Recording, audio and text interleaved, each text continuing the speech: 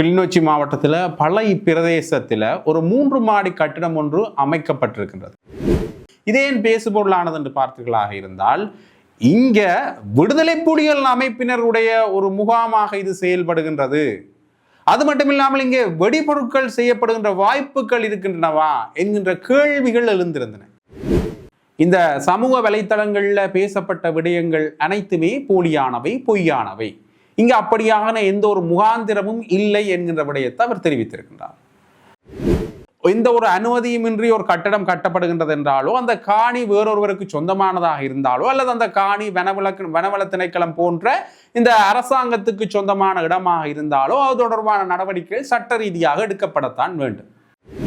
உடனடியாக மனித உரிமைகள் ஆணைக்குழு, சர்வதேச மனித உரிமைகள் ஆணைக்குழுவினுடைய நிறைவேற்று பணிப்பாளர் சங்கீத் ஜெயசேகர் அவர்கள் ஒரு கருத்தினை தெரிவித்திருந்தார். அதுதான் இந்த விடுதலை புலிகள் அமைப்பினருடைய பயிற்சி முகாமாக இது செயல்படுகிறதா அல்லது இங்க வெடிபொருட்கள் செய்யப்படுகின்றதா என்கிற கேள்வி தன்னிட்ட சிங்கள அதிகாரிகளால் எழுப்பப்படுகின்றதா.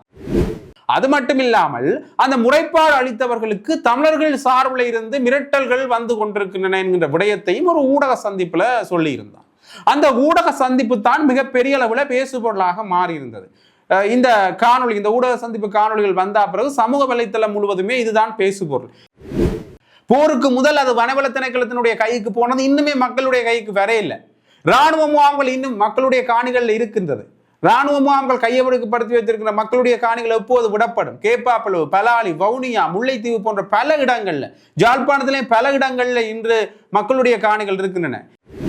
இவர்கள் முடித்துவிட்ட விடயங்களை அன்ரோகுமார் அரசநாயக்கனுடைய ஆட்சியில மீளுருவாக்கம் செய்கின்றார்கள் என்கின்ற ஒரு பிம்பத்தை கட்டியெழுப்புகின்ற ஒரு சூழ்நிலைக்காக இங்கு தமிழ் மக்கள் பயன்படுத்தப்படுகின்றார்கள் என்ற கேள்வி.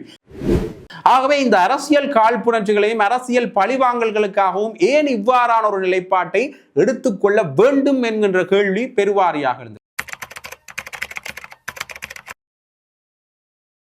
வணக்கம். நேற்றைய தினத்திலிருந்து ஒரு செய்தி மிகப்பெரிய அளவில் பேசுபொருளாகும். கிட்டத்தட்ட இந்த செய்தி வந்ததிலிருந்து ஒரு ஊடக சந்திப்பு ஒன்று, இந்த ஊடக சந்திப்பு வந்ததிலிருந்து அந்த செய்தி நேற்றைய தினம் பெரிய அளவில் பேசுபொருள். குறிப்பாக வடக்கு கிழக்கில் பேசுபொருளானதை விட தென்னிலங்கை பரப்பில் மிகப்பெரிய அளவில் பேசுபொருளாகும். அந்த செய்தி என்னென்று பார்த்தீர்களானால், ஒரு 3 மாடி கட்டடம் தொடர்பான செய்தி. பளை கிளிநொச்சி மாவட்டத்தில் பளை பிரதேசத்தில் ஒரு 3 மாடி கட்டிடம் ஒன்று அமைக்கப்பட்டிருக்கின்றது. அந்த கட்டடம் எந்த ஒரு அனுமதியும் உள்ளூராட்சி சபைகளிலேயோ அல்லது மத்தியிலேயோ எந்த ஒரு அனுமதிகளும் எடுக்காமல் அந்த கட்டடம் கட்டப்பட்டிருக்கின்றது. அதில் 100 to 150க்கு மேற்பட்ட ஊழியர்கள் பணிபுரிகின்றார்கள். 49 ஏக்கர்ல இந்த கட்டடம் கட்டப்பட்டிருக்கின்றது. இந்த விடயம்தான் நேற்றைய தினத்தில் பெரிய அளவு பேசுபொருளான விடயம். சரி, இந்த கட்டடம் சம்பந்தமான விடயம், இது அனுமதி இல்லாமல் கட்டப்பட்டது. வழக்கமாக ஒரு சில இடங்கள்ல அனுமதி இல்லாமல் கட்டங்கள் கட்டப்படுவது, பிறகு அது தொடர்பான சட்ட நடவடிக்கை எடுக்கப்படுறது வளமதானே. இதேன் பேசுபொருளானது என்று பார்த்தீர்களாக இருந்தால், இங்க விடுதலை புலிகள் அமைப்பினருடைய ஒரு முகாமாக இது செயல்படுகின்றது. அது மட்டுமில்லாமல் இங்கே வெடிபொருட்கள் செய்யப்படுகின்ற வாய்ப்புகள் இருக்கின்றனவா என்கின்ற கேள்விகள் எழுந்திருந்தன. இதுதான் பெரிய அளவுல பேசுபொருளாக இருந்தது. சரி, இது நேற்றைய தினம் இது பெரிய அளவில் பேசுபொருளாகி பின்னர் பாதுகாப்பு பிரதி அமைச்சர் இந்த விடயம் தொடர்பான விசாரணைகள் நடத்தப்படுகின்றன என்ற தகவலையும் வெளியிட்டிருந்தார். அதற்கு பிறகு போலீஸ் மா அதிபர் பிரியந்த வீரசூரிய அவர்கள் பேசுகின்ற பொழுது, இங்கே எந்த ஒரு பயிற்சி முகாமும் அமைக்கப்படவில்லை, இது விடுதலை புலிகள் அமைப்பினருடைய பயிற்சி முகாம் அல்ல, மாறாக இங்க வேலை செய்கிறவர்கள் கூட அந்த உறுப்பினர்கள் அல்ல. அது மட்டுமில்லாமல் இங்க குறிப்பாக இந்த பிரதேசம் இருக்கிற இடத்துல வெடிபொருட்கள் எதுவும் செய்யப்படவில்லை என்கின்ற விடயத்தையும் தெளிவுபட தெரிவித்திருந்தார். குறிப்பாக இந்த 3 மாடி கட்டடம் எப்படி செயல்படுகின்றது என்றால், ஒரு ஆடை தொழிற்சாலையாக செயல்படுகின்றது. குறிப்பிட்ட இந்த 49 ஏக்கர் சுற்றவுள்ள பரப்பில் ஒரு பண்ணை ஒன்று வைத்திருக்கின்றார்கள். அது கற்றாழை பண்ணையாக இருக்கின்றது என்கின்ற விடயத்தை பிரியந்த வீரசூரிய அவர்கள் தெளிவுபடுத்தியிருந்தார். ஆகவே யாரும் அச்சம் கொள்ள தேவையில்லை. இந்த சமூக வலைத்தளங்களில் பேசப்பட்ட விடயங்கள் அனைத்துமே போலியானவை, பொய்யானவை. இங்கு அப்படியான எந்த ஒரு முகாந்திரமும் இல்லை என்கின்ற விடயத்தை அவர் தெரிவித்திருக்கின்றார். சரி, அந்த குறிப்பிட்ட அனுமதி இல்லாமல் எடுக்கப்பட்ட கட்டடம் தொடர்பாக வழக்கும் பதிவு செய்யப்பட்டிருக்கின்றது. நீதிமன்றம் அந்த வழக்குகளை பார்த்து கொள்ளும். சரி, அதுக்கு ஏதாவது சட்ட ரீதியான நடவடிக்கை எடுக்கப்பட வேண்டும். உண்மையிலேயே இந்த சட்டவிரோதமாக அல்லது எந்த ஒரு அனுமதியுமின்றி ஒரு கட்டடம் கட்டப்படுகின்றது என்றாலோ, அந்த காணி வேறொருவருக்கு சொந்தமானதாக இருந்தாலோ, அல்லது அந்த காணி வனவள திணைக்களம் போன்ற இந்த அரசாங்கத்துக்கு சொந்தமான இடமாக இருந்தாலோ, அது தொடர்பான நடவடிக்கைகள் சட்ட ரீதியாக எடுக்கப்படத்தான் வேண்டும்.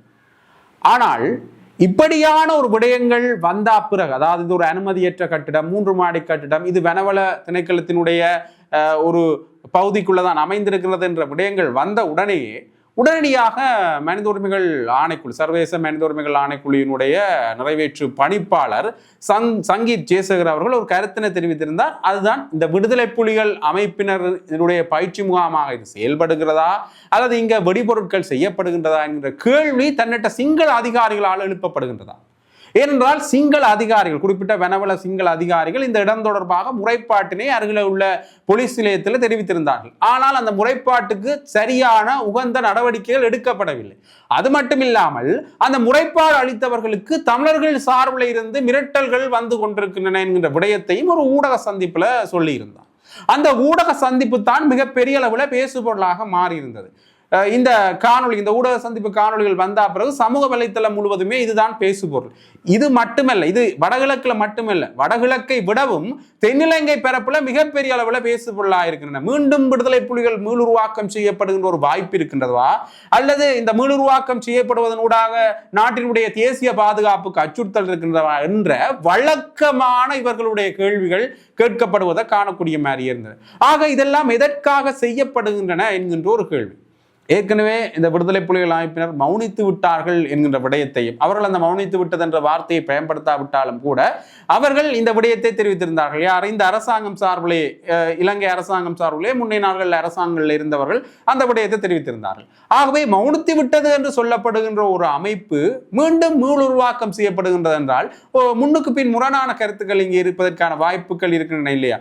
முழுமையாக நாங்கள் போரை முடிவுக்கு கொண்டு வந்து விட்டோம், முழுமையாக நாங்கள் அவர்களை அழித்து விட்டோம் என்கின்ற வார்த்தைகளை அவர்களை பயன்படுத்தி இருந்தார்கள். மீண்டும் இப்படியான விடயங்களை பேசுவதனூடாக முன்னுக்கு பின் முரணான ஒரு கருத்தியல் இங்க தோற்றம் பெறுகின்றதா என்கின்ற ஒரு கேள்வி ஒன்று எழுகின்றது. உடனடியாக அனுமதியற்ற கட்டிடம் அல்லது அனுமதியற்ற நிலம் அல்லது வனவள திணைக்களத்தில் இருக்கிற நிலம் என்ற உடனேயே அங்க பேசுபொருளாகிற விடயம் என்னென்று பார்த்தீங்கன்னா இந்த விடயம் தான். விடுதலை புலிகள் அமைப்பினர் இங்கே இருக்கின்றார்களோ அல்லது அவர்களுடைய பயிற்சி முகாம்கள் இருக்கின்றதோ என்ற ஒரு கேள்வி நிலைமைகள் எழுகின்றது. சரி, இது இவ்வாறு கேட்க இன்னொரு பக்கத்தால வனவள திணைக்களம் எங்களுடைய மக்களுடைய காணிகளை பல இடங்கள்லையும் கையகப்படுத்தி வைத்திருக்கின்றார்கள். அவர்களுடைய எல்லை பிரதேசங்களுடைய மக்களுடைய காணிக்குள்ளேயே அமைத்திருக்கின்றார்கள். போருக்கு முதல் அது வனவள திணைக்களத்தினுடைய கைக்கு போனது இன்னுமே மக்களுடைய கைக்கு வரையில்லை. இராணுவ முகாம்கள் இன்னும் மக்களுடைய காணிகள் இருக்கின்றது. இராணுவ முகாம்கள் கையப்படுத்தி வைத்திருக்கிற மக்களுடைய காணிகள் எப்போது விடப்படும்? கேப்பாப்பளவு, பலாலி, வவுனியா, முல்லைத்தீவு போன்ற பல இடங்கள்ல, ஜாழ்ப்பாணத்திலே பல இடங்கள்ல இன்று மக்களுடைய காணிகள் இருக்கின்றன. இது இவ்வாறு கேட்க தொல்லியல் திணைக்களத்தினுடைய சின்னங்களை மடைமாற்றுகின்ற செயல்பாடுகள் மேற்கொள்ளப்படுகின்றது என்ற விமர்சனங்கள் தொடர்ந்து முன்வைக்கப்படுகின்றன. குருந்தூர் மலை, வெடுக்குநாரி மலை, ஏன் அண்மையில கூட திருக்கேதீஸ்வரத்தில் ஒரு அறிவித்தல் பலகை ஒன்று நாட்டப்பட்டிருந்தது. தொல்லியல் திணைக்களத்தினுடைய அனுமதி இல்லாமல் ஆலயத்தில் எந்த ஒரு அபிவிருத்தியும் மேற்கொள்ளப்படக்கூடாது என்கின்ற ஒரு பலகை ஒன்று அங்கே நாட்டப்பட்டிருந்தது. அந்த பலகை ஆலய நிர்வாகத்தினரோ அல்லது சுற்றியுள்ள மக்கள்கிட்டயோ எந்த ஒரு அறிவித்தலும் இல்லாமல் வைக்கப்பட்ட ஒரு பலகை. ஆகவே இது தொடர்பான சட்ட ரீதியான நடவடிக்கைகள் எடுக்கப்பட்டதா என்ற ஒரு கேள்வி ஒன்று எழுந்திருக்கின்றது. ஒரு பக்கத்தால இந்த வனவன திணைக்களமும் இராணுவத்தினர் மக்களுடைய காணிகளை கையகப்படுத்திட்டு அதை விடுவிக்காமல் இருக்கின்றார்கள். மக்கள் தொடர்ந்து போராட்டங்களை நடத்தி கொண்டு வருகின்றார்கள். இன்னொரு பக்கத்துல பேசுகின்ற பொழுது இந்த குறிப்பிட்ட வனவள திணைக்களத்தினுடைய காணிகளை யாரோ ஒரு தனிநபர் கையகப்படுத்தினாலோ அல்லது யாரோ ஒரு தனிநபரோ அல்லது ஒரு அமைப்போ கையகப்படுத்திட்டு என்ற ஒரு கேள்வி எழுப்பப்பட்டாலோ உடனடியாக இது தமிழர்கள் சார்ந்த நிலைப்பாட்டில் பழி போடப்படுகின்ற ஒரு சூழ்நிலையாக இருக்கின்றது. இன்னொரு பக்கத்தால வெளிநாட்டு முதலீடுகள் இங்கே வருகின்றது என்றால் அந்த வெளிநாட்டு முதலீடுகளை உள்ளிருக்கிறதுல சந்தேக நிலைமை ஏற்படும்.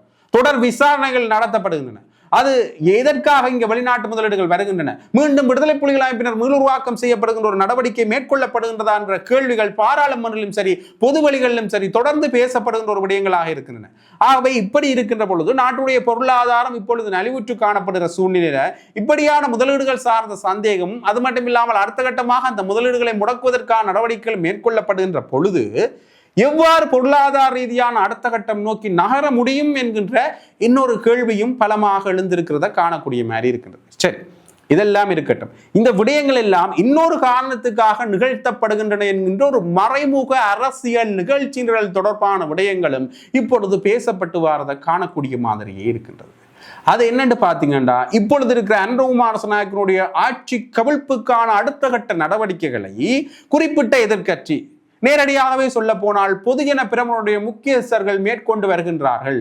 அதனுடைய ஒரு அங்கமாகத்தான் இந்த குறிப்பிட்ட 3 மாடி கட்டம் தொடர்பான விடயங்களும் பரப்பப்பட்டு வருகின்றன என்கின்ற ஒரு விமர்சனமும் பேசப்பட்டு வருகின்றது. குறிப்பாக மீண்டும் இவர்களுடைய ஆட்சியில், அதாவது பொதுஜன பிரமுகனுடைய ஆட்சியில பேசப்படுற ஒரு விடயம் என்று பார்த்தீங்கன்னா, இந்த விடுதலை புலிகள் அமைப்பினர் சார்ந்தவர்களை இவர்கள் ஒழித்து விட்டார்கள். அது மட்டும் இல்லாமல் இந்த குறிப்பிட்ட யுத்தத்தை முடிவுக்கு கொண்டு வந்து விட்டார்கள், வெற்றி வீரர்கள் என்கின்ற விடயம் பேசப்படுகின்றது. அந்த பிம்பத்தை வைத்துக்கொண்டு இவர்கள் முடித்துவிட்ட விடயங்களை அன்ரகுமார நாயக்கனுடைய ஆட்சியில மீளுருவாக்கம் செய்கின்றார்கள் என்கின்ற ஒரு பிம்பத்தை கட்டியெழுப்புகின்ற ஒரு சூழ்நிலைக்காக இங்கு தமிழ் மக்கள் பயன்படுத்தப்படுகின்றார்கள் என்ற கேள்வி. தென்னிலங்கை அரசியல் நிகழ்ச்சியினருடைய போட்டி நிகழ்ச்சி நிரல்ல, இங்க தமிழர்கள் பகடகாயாக பயன்படுத்தப்படுகின்றார்களோ என்ற கேள்வி ஒன்று பெருமளவில் எழுந்திருக்கிறது. குறிப்பாக சரத் வீரசேகர, விமல் வீரவன்ச, பொதுஜன பிரமுகனுடைய ஆதரவாளர்கள் இந்த அன்ரகுமார நாயக்கனுடான விமர்சனங்களை முன்வைப்பதற்காக அவர் வெளிநாட்டு முதலீடுகளை உள்ளிக்கிறது என்ற பேரில் விடுதலை புலிகள் அமைப்பினரிடமிருந்து பணம் வாங்கிவிட்டு செயல்படுகின்றார், புலம்பெயர் தேசத்தில் இருக்கிறவர்கள் பணம் கொடுத்து விட்டு இவர் செயல்படுகின்றார் என்ற விமர்சனங்களை சொல்வதனூடாக மீண்டும் அப்படியான ஒரு நிலைப்பாட்டில் இந்த விடயங்களை வைத்துக் கொள்வதற்கான ஒரு சூழ்நிலை இந்த அரசாங்கத்தை அல்லது ஆட்சி மாற்றம் செய்யப்படுகின்றதோ அல்லது ஆட்சி கவிழ்ப்பு செய்யப்படுகின்ற ஒரு வேலைக்காக இங்க தமிழர்களோ இல்ல புலம்பெயர் தேசத்தில் இருக்கிறவர்களோ இங்க முதலீட்டாளர்களோ பயன்படுத்தப்படுகின்றார்களோ என்ற ஒரு கேள்வி ஒன்று தொடர்ந்து எழுந்து கொண்டிருக்கின்றது. ஆகவே இந்த அரசியல் காழ்ப்புணர்ச்சிகளையும் அரசியல் பழிவாங்கல்களுக்காகவும் ஏன் இவ்வாறான ஒரு நிலைப்பாட்டை எடுத்துக்கொள்ள வேண்டும் என்கின்ற கேள்வி பெருவாரியாக இருந்திருக்கிறது. ஆகவே இந்த 3 மாடி கட்டம் தொடர்பான விடயங்கள் இப்பொழுது அதற்குரிய சர்ச்சைக்குரிய பதில் கிடைத்து விட்டது. ஆனால் உண்மையிலேயே இது இந்த விடயங்கள் பரப்பப்பட்ட பொழுது சிங்கள மக்கள் மத்தியில் ஒரு கருத்தியல் கொண்டு போய் சேர்க்கப்பட்டிருக்கு. அந்த கருத்தியலுக்கு யார் பதில் சொல்ல போகின்றார்கள்? தொடர்ந்துமே அது பெரிய அளவில் பேசுபொருளானது, தென்னிலங்கை சமூக ஊடகங்களிலேயே பெரிய அளவு பேசுபொருளானது. அப்ப அந்த கருத்தியல் வடிவத்தை மாற்றுவதற்கு இன்னும் பல விடயங்களை நாங்கள் மேற்கொள்ள வேண்டியிருக்கிறது. ஆகவே இனவாதத்தை ஒழிப்போம் என்று சொன்ன இந்த அரசாங்கம் இப்படியான கருத்தியலுக்கு என்ன பதில் சொல்ல போகின்றது என்ற கேள்வி மக்கள் மத்தியில் தொடர்ந்து எழுந்திருக்கிறது.